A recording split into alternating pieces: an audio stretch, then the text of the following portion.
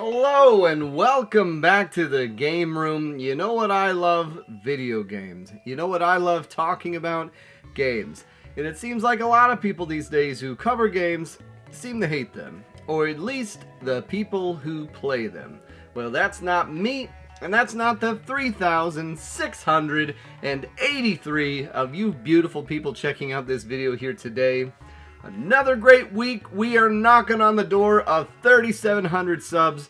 I don't think we're going to get to 4,000 this year, but the fact that that's even in the discussion, thank you all so much. Thank you all for coming back. I know it's been 6 months of Xbox 360 coverage. It won't last forever, but even when every time I say there's like 2 of these left, you can see me saying that like 15 videos ago. So, I don't know where this is going, but I'm enjoying the ride. This week, we are talking about some more pretty common basic titles, but there's a few ones sprinkled in here that are pretty cool as well. So if that sounds interesting to you, let's check it out. There's a lot of games out there, some of which you've never even heard of. That's where I come in. My name's Luke. I've been playing games since the age of 2, and I have no life. This is my game room. Alright, the first one we're talking about today was one of the big gets I got at that last local swap meet. Now this was a game that once the FOMO hit was already kind of expensive, and then it just went up to like around $80. Luckily, as everything has come back down to earth, I think I got this around $40. And it's a multi-console release, but it's a late release on the previous generation, which I found interesting because I've had this game on the original Xbox forever. My wife found it at a thrift store and got it for me for like $1. And even the movie it's based on is not incredible. It was largely carried by Peter Jackson's hype after Lord of the Rings, and he wanted to do King Kong.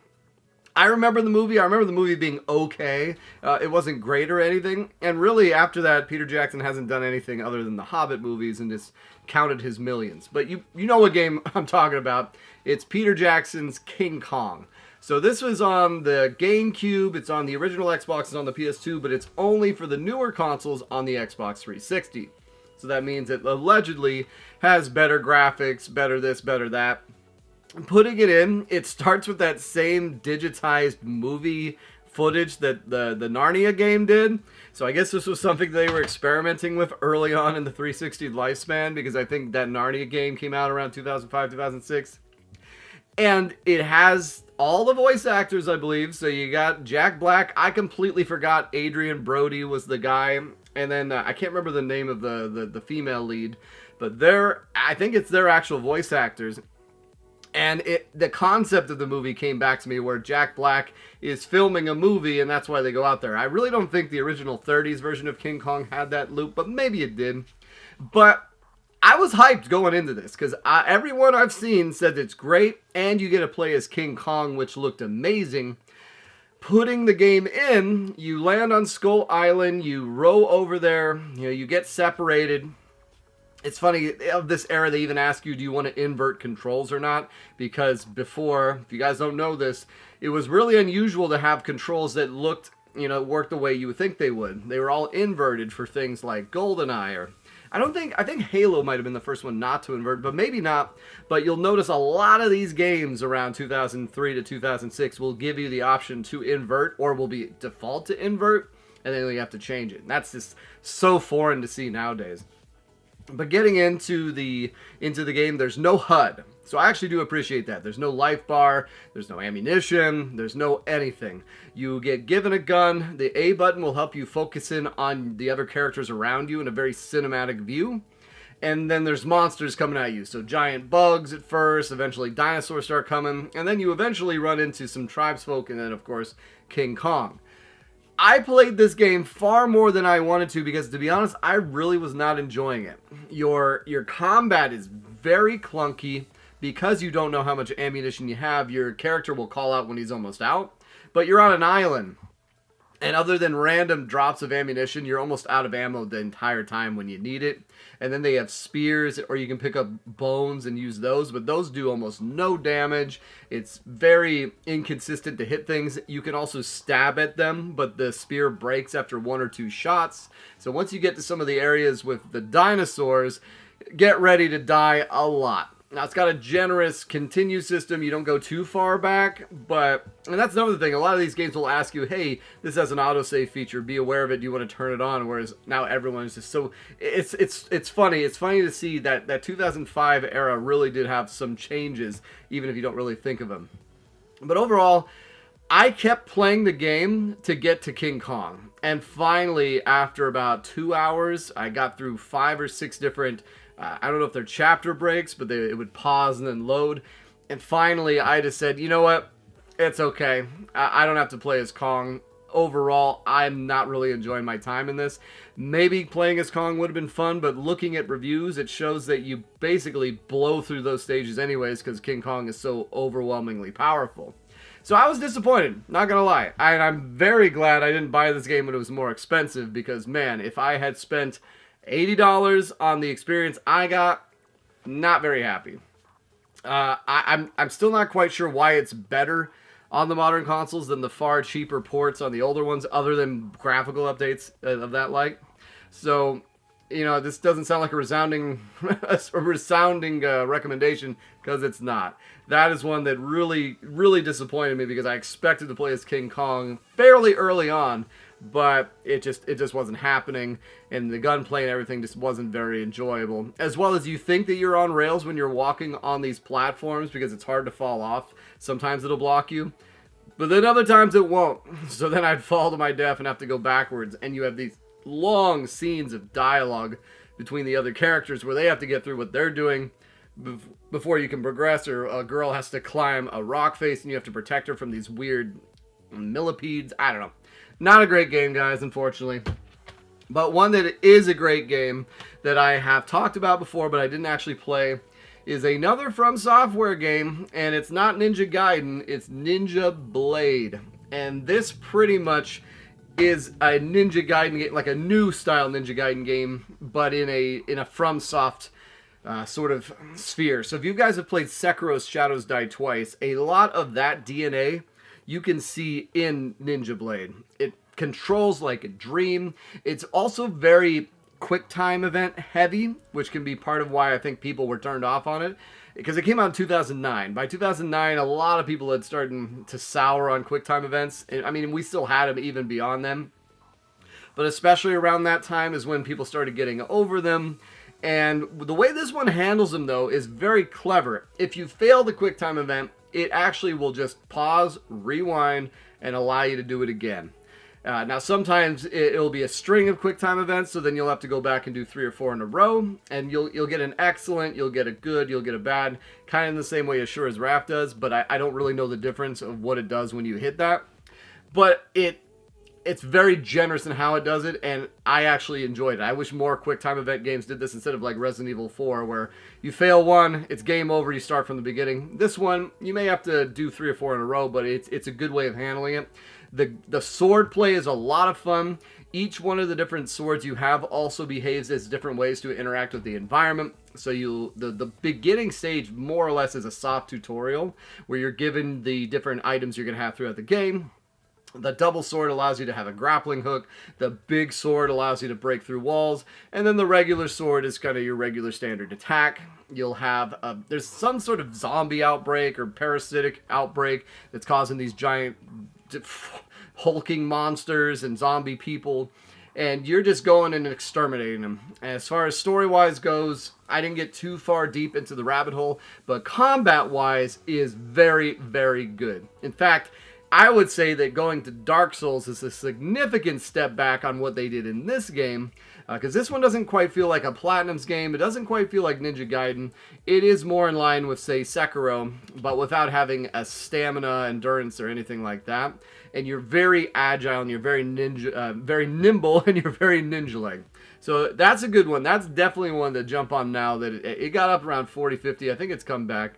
maybe 25, 30. And to be honest, I don't even have the greatest copy of it. My cover has water damage and there's a rip on the back. So I might be looking for a replacement cover for that one.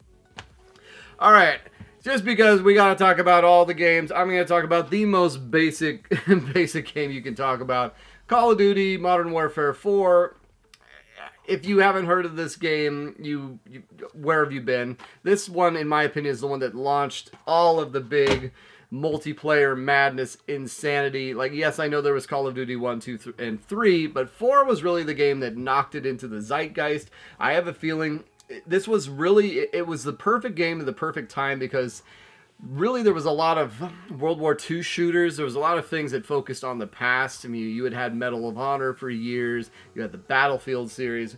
And then you had futuristic things like Halo, but there wasn't anything that really felt like modern day, like something you could actually be out and doing. And Call of Duty Modern Warfare was exactly that. Took place in modern day. It had a campaign mode that was actually surprisingly strong. So there is something that happens in that Call of Duty campaign that was very bold, to be honest. There is a major happening. If you're familiar with the game, you know what I'm talking about. Basically, it's split up between two different soldiers in it, where you're playing as an American Marine who's a new recruit, and then you're also playing as a British Special Ops. And the two of them kind of coalesce towards the end of it. But it was a very clever decision what they did, and very, very memorable. Even to this day, probably the most memorable of the Call of Duty campaigns was the moments that happened in that game. And the multiplayer was just so good. Now, it did not allow you to have online multiplayer with more than one person, which was a very, very drastic change. That was not how, if you remember back on the Xbox 360, you could play Halo with all your friends. With Gears, you could play with all your friends, up to two, because they didn't have 4-player. I don't think they had that initially. Maybe they did. Actually, I think they did, just not the campaign. But for Call of Duty, you could only do local matchmaking, so it kind of felt like a step back. Now, that was fun and all, but really the heart and soul of this game was playing the online, because it was so revolutionary. Still going on to this day. But yeah, gotta talk about that one. I have another copy of it that I got in one of the lots that says Year 1 Edition. I don't think there's any difference, and then there is a lot of DLC associated with it, I believe. But yeah, just another one. I know they did a remake of it few years ago, but if I believe it was only a remake that was attached to another game. Maybe they came out with a standalone. I don't know. But yeah, that's a good one. All right, another one that I've talked about before, but I hadn't actually played, and I guess this is just the Jack Black episode, and that is Brutal Legend. So this is a very, very popular game with metalheads. And as someone who is not really, I don't care about music that much, and I'm not really that much into, metal and all that. I understand why people are. It's just not something I get down with. Putting this in, I can see the appeal. And it's funny because it starts off again with another digitized movie of Jack Black, but this one is in much higher quality, probably because it's a later release.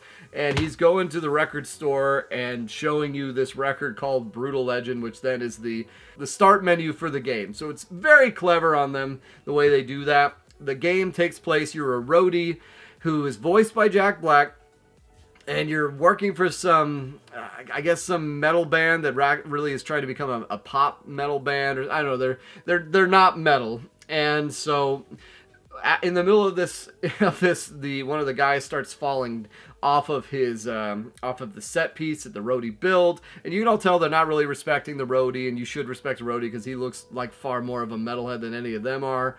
So he saves the band, and then the set piece falls onto him, and I don't know if it kills him, we're not sure, but then what happens after that, which earlier the Jack Black character said, man, I wish I was in a different time. Well, then this big motorized demon thing comes, and the game gives you the option if you want it to be violent or if you want it to be crude. So that was an interesting way of doing that. I actually really like that. I've never seen a game do that where it's like, hey, there's foul language in this. Would you like us to turn it off? So you can if you don't want to hear that. And then there's also over-the-top violence. You want us to turn it off? So you can do that if you want. Of course, I went with both because, I'm hard as hell. And the metal demon thing starts roaring and people's heads coming off, and it's fine. But this is the setup, and then you get transported to this alternate universe where it's I guess it's fueled by metal, and your guitar that you, because the roadie is also good at making guitars, the guitar, and just hear absurdities. I mean, I can see why this game is popular. It's really fun. The guitar that you have has electrical powers in this universe. You spawn next to this giant axe. But then to the combat. So all of this is well and nice for a setup, but if it has bad combat, it's not going to last very long. Combat is exceptionally tight. It reminds me of kind of the combat from Viking or Conan, but far more polished. And yet again, another EA game. It's really such a shame because I want to say EA circa 2006 to 2011, 12 even, was coming out with a lot of unique titles and a lot of unique games. You had Dead Space, this game, Syndicate, Shadows of the Damned, the Mass Effects, the Dragon Ages, so they really had a good way of being, and we're about to get to it shortly, the villain turn for EA. But as far as Brutal Legend goes, very, very fun. The humor is good. I could definitely see how it could maybe go too far into one vein versus the other. But for right now, it's just perfect. The combat itself, hitting people with the axe, hitting people with the guitar, is very tightly tuned. And then being able to get a car to then drive between set piece to set piece is nice as well. I didn't get super deep into the game, so on footage I've seen of it, it does look like at a certain point you can kind of free roam on a map. But as far as just being a, like an action, it's not a hack and slash, but it's more like an action adventure platformer type feel game, something in the vein of Maximo, or like when I did Splatterhouse the other week. It's fun. It's fun. I can see why people recommended it and talk about it, because I enjoyed my time with it far more than I thought I would. And for a game that you can still pick up for $5, definitely jump on it, because this one is very, very quality. All right. So the game that started a franchise that is still around today, this was one of the big reasons why I wanted to get an Xbox 360 back in the days, because I believe this was, I don't know if it was only on the 360, but it just felt like it belonged on the 360, and that was the original Assassin's Creed. And no one really talks about the original Assassin's Creed anymore. It's with, I think it's Altair, and you start off with Altair and Desmond. Everything is fresh. The animus, the going back in time to relive your ancestors' memories, it makes sense because the structure of the game made it make sense for that. Because it's broken down into 10 different targets, essentially. So you would play as Desmond, you would be given a new target, you would hunt the target, and then usually you get kicked out and then get some story and then go back and do that and such forth. They changed that formula when they got into the Ezio trilogy, but it works a lot better with this weird going back in time formula they've done, which I'm still not saying is great. And apparently, if you ask the comments, I don't know what I'm talking about Assassin's Creed, even though I've played 7 of them. But with the original Assassin's Creed, it's a stealth game, but it's still not really, because the stealth mechanics are nothing like, say, Metal Gear Solid. I know people complain about Star Wars Outlaws, the way you see that the stealth is so powerful in that, how you go into a bush. It's not that broken, but I would say it can be that ridiculous where you'll turn a corner, jump into a room with a curtain on it, and then suddenly the enemy gives up. So I don't mind that, because I like getting back into stealth. This, unlike the later Assassin's Creeds, you can go toe-to-toe with hand-to-hand combat or sword-to-sword combat, but you are very, very weak, much more so than the other games, so you want to stick to the shadows. But this has a lot of that early Tenchu vibe where it's fun assassinating people. So it's fun sneaking up on them, going through, and then for the hunts themselves, it's possible to completely sneak up on the target, assassinate it, and be done. And I think once you assassinate the target, that ends the match. That ends the level or the campaign. And each one of those assassination targets follows the same route, where you have a scouting match, you have an eavesdropping one, and then I think there's a one where you follow them, and then one where you assassinate them. And then throughout that, you'll have other things. There's not as many collectibles to worry about. There's not as many worlds to go and explore. There's not as many high points. But in my opinion, it's a far more digestible experience. And honestly, if you are interested, especially in the earlier Assassin's Creeds, this is the one you want to start with. And, you know, it's fun to just play around the world, too. I remember there was a fun thing where you could grab the townspeople and throw them into a well or into the water, and then they'd be swimming, and it'd be like, oh, look at all the people I have there in the water. My little brother used to go nuts for this. I don't know. Maybe it makes me look like a vicious person, but it was fun having that kind of interactivity with a game. Because other than GTA, a lot of times games of that time frame would have these NPCs walking around, but you couldn't interact with them, or like you would go to grab them and they would just move away. With this one, it's like, oh no, you can throw them overboard, you can do this and that. You could attack them, but if you attack them, I think if you attacked more than 3, it's a game over. So there were rules for that, but if you threw them into the water, nothing happened to you. So that was always fun. Anyways, Assassin's Creed, the original, still a really, really good one. Good to know where the series started at, and before the mechanics got too overbloated, in my opinion, with, you know, managing your stable of assassins and doing this and that, and having to have all these alternate chat trees and upgrades, and like, no, the loadout you have for the most part is the loadout you have for the whole game. You get a few extra tools as you go throughout it, but it's not as overwhelming, in my opinion. All right. Now, once again, like I said, we're talking about some basic games here, so I want to finish off but add to the... I talked about Mass Effect 2 last week. Now we're going to talk about EA's heel turn here with Mass Effect 3. So already with Mass Effect 3, there was a lot of stuff people were not happy about. I think this was one of the games where it was found that there was the DLC on the disc, or I think it was about the collector, because they really reduced the amount of playable companions they had in this game. So they brought back the companion from Mass Effect 1, either Kaidan or Ashley, depending on who survived. If you didn't play Mass Effect 1, then the game, I think, just defaulted to Ashley. Same thing, you have Garrus is the only returning character who was in Mass Effect 3. You have Liara, or Liani, or however the hell you say, one of the... Kunari? Not Kunari. I can't remember how to pronounce it. It's been too long. The blue lady from the first game comes back. There's a new guy named Jack. And then the character that they removed from the game, it was on the day one DLC that I think you got it as a pre-order, or it was $5, was a collector. And the collectors, basically this was one that was alive. So the collectors were the main enemies from the second game.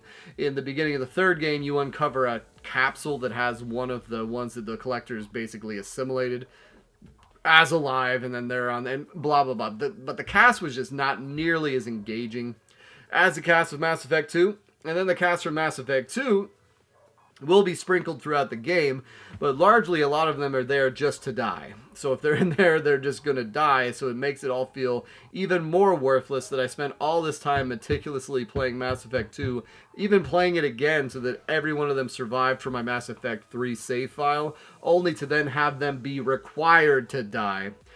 So it's like, okay, great, so I did all that work just so I could see a little bit extra content in the next game that didn't have them die. Didn't like that. Didn't like that at all. And then the favorite characters you have, you couldn't play as, like Ray or Rex. And just all in all, just very disappointed with how the lead-in from 2 to 3 went, especially as someone who didn't play 1. So this was really the only time I experienced the carryover, and it made me doubt that the carryover from 1 mattered, and really soured me a lot on these type of games. And I'm not alone. There's a reason why there was so much backlash on the ending of this game, because it was like, that was it.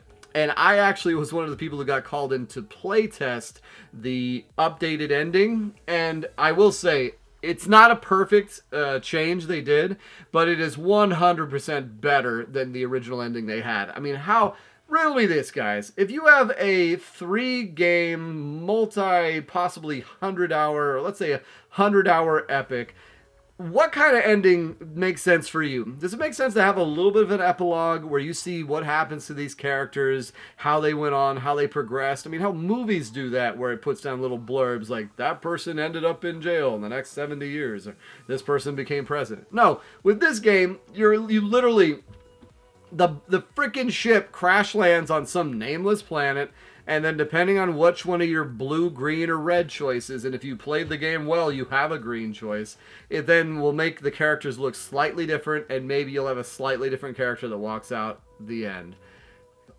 I just don't know how that got by. Like, the amount of people that ending would have had to have gotten by.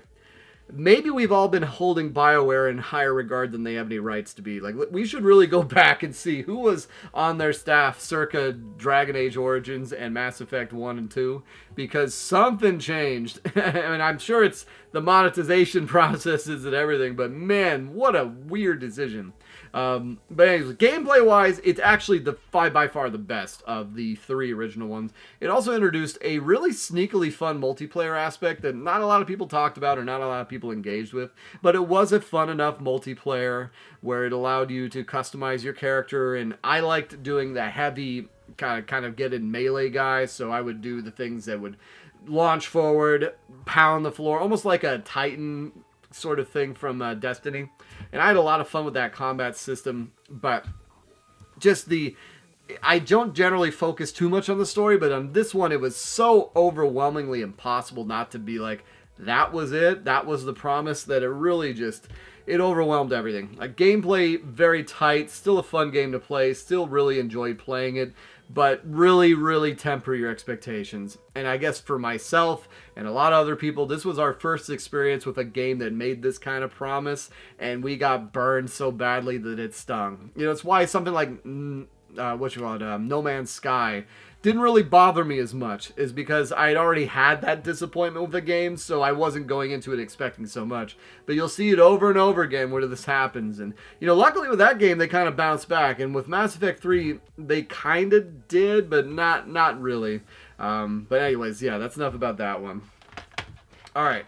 A game that I heard about when I picked up Mud, and I'd seen a few people talk about it, and I regretted not asking about this game when I saw it on Father's Day when my wife took me game chasing, and I saw it at a flea market, but the guy was just looking up his prices on everything, and I just knew I wasn't going to get it for a deal.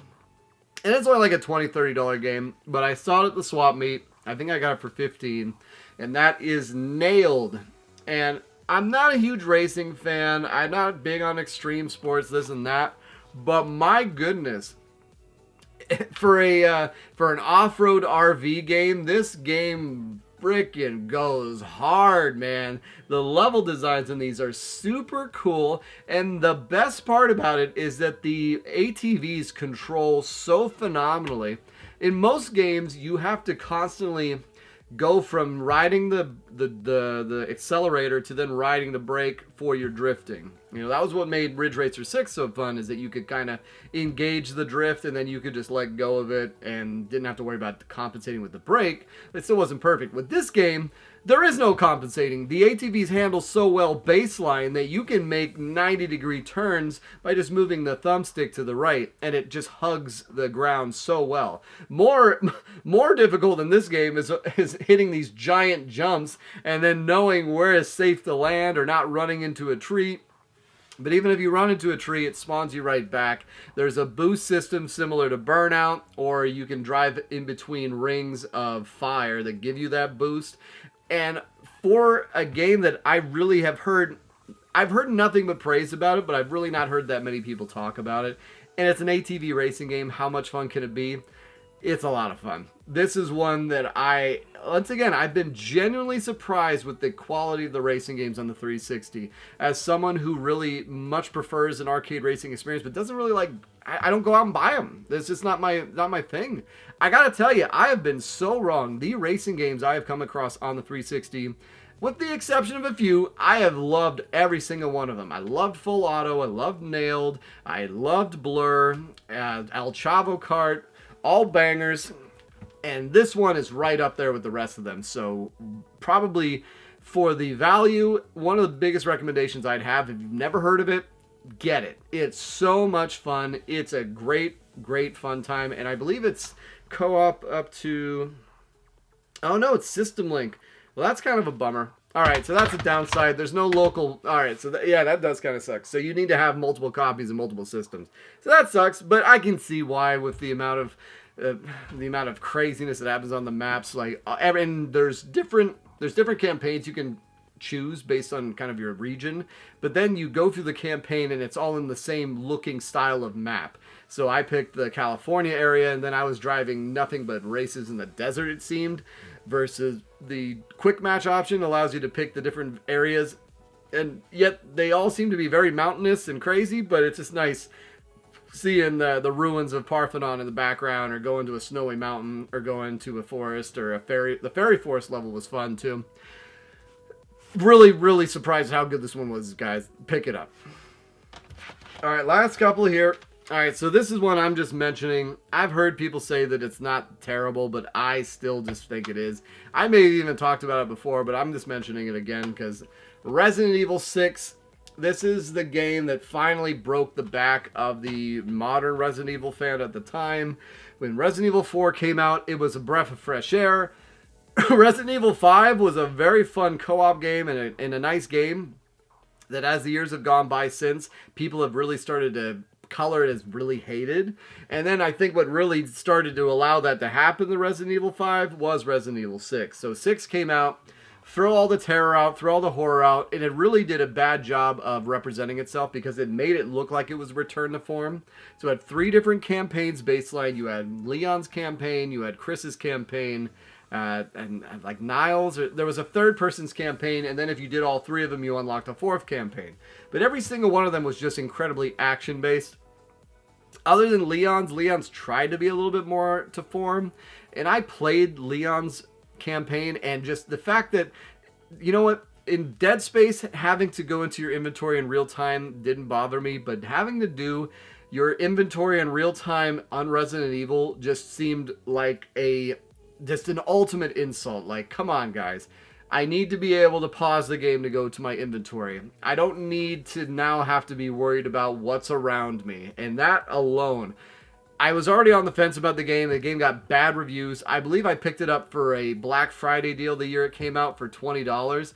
And I played it for maybe about an hour, and I didn't enjoy it. And I probably should have tried playing it again for me talking about it today. But this has been a really busy week, and I just still don't care for it. So let me know. Let me know. Am I wrong? I know my buddy Avalanche Jared likes the game. And, other people have started to come out and say it's not so bad. But I don't know. I think that this might be cope. Okay. And then the last really dirt common game. We're going to round out the Gears of War series. So I've talked about 1 and 2. I've even talked about Judgment. Now we're going to talk about Gears of War 3. So this was really the one that kind of stuck the landing, I will say. They really did a great job of making a ultimate trilogy. So if this was a movie series, this would have been the perfect ending of the series in a lot of ways. It also introduced 4-player co-op. Yeah, 4-player co-op. I think it's just 1 of the 2 players, but 4-player if you had multiple accounts. But you also had 4 players with you on every stage, which I did think changed a little bit of the vibe. That's kind of why I prefer some of the earlier ones. Like, I really like in Gears of War 1 when it's just you and Dom. But if this one, it's constantly you, Dom, Baird, and Cole, or other characters are introducing. And then, not to get too much into it, but there is a major happening in this game as well that for the story makes sense. But once again, we're talking about a video game. And unlike movies, these video game characters aren't going away. People are always going to want a sequel. So I don't understand when developers paint themselves in this corner or will limit what they can do other than wrapping up the story, but removing certain characters or having certain events happen. And there's something that happens in Gears of War 3 that the series has never recovered from since. And that's why I think with the new one coming out, E-Day Emergence, where it's Dom and Marcus back at the beginning, maybe they can recapture some of that magic, but you can't really come back from it. You can't unmake the soup, as they say. So yes, it has a very impactful moment, but then it really changes something, because now, especially if you're playing if you're player 2, it's just not the same. You're used to having Marcus and Dom. It's just like it's like Billy and whatever the name, the guys from Contra. Like those are your 2 characters. So not having what happens just made it so it was really hard to move the series forward. And then they kind of didn't. So when Gears of War 4 came out, you have Marcus come back, old man Marcus, and then his son, and then in the 5th one, they just kind of all fell off because they tried to replace everyone with a new protagonist, and just no one cared for him. And that's kind of what happened. But Gears of War 3, just as much fun as the other ones. They still have the Horde mode that the second one made popular. And this one they introduced another mode. It wasn't nearly as popular as Horde. It was kind of like a defense mode, I believe, or an assault mode, one where you could play as the enemies or as the as the people. Or maybe that was in Judgment. I don't know. The extra modes kind of start running together. You'll see this a lot in these games that came out in the late 2000s, 2010, 12, 13. They're starting to introduce these mini games that are more online focused. And then in the future, once we get 2014, 15, 16, then you start seeing developers not focusing on the games. Instead, they're focusing on what those mini games were and then making that an always online game that now everyone loves to play. And then that's where, like, literally Battle Royale mode would have been a mode in one of these type of games, but it pretty much was. And then it became the whole industry for a while there. And then the last game we have here is one that I've actually had for quite some time, but I've not talked about it because, yet again, I have another game, Blitz the League 2. The disc does not work. Now, I knew going into it that this didn't work, so I got this game when it was going around at over 100 during the FOMO. I think I got it for 20 bucks. And it comes with the case, comes with the manual, and I figured, you know what, I might be able to get the disc to work. I haven't even tried to get it resurfaced yet, but it was one of those things where $20 for the case and manual, game's a $100 game, that's a good deal. Even if the price comes down, getting the disc only won't be so hard.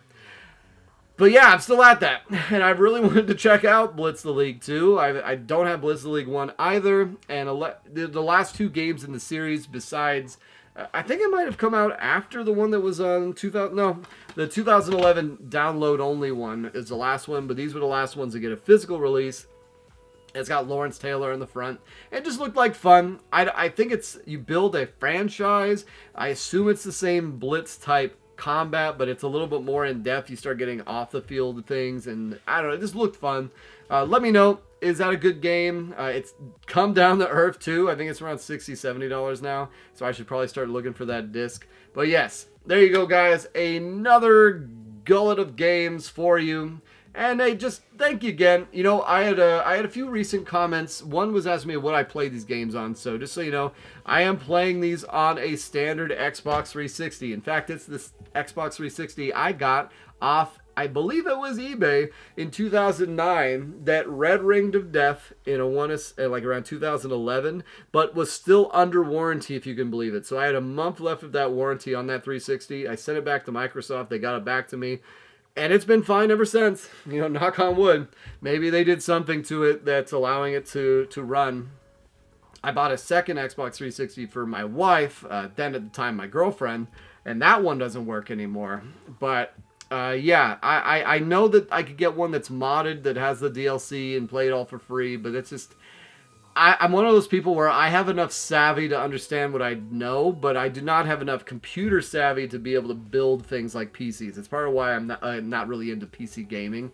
Going in, looking at the specs, doing this and that, like, I probably could learn it. I'm just too lazy. I have enough on my plate, especially now. I'm going to be 40 here in like about 2 years.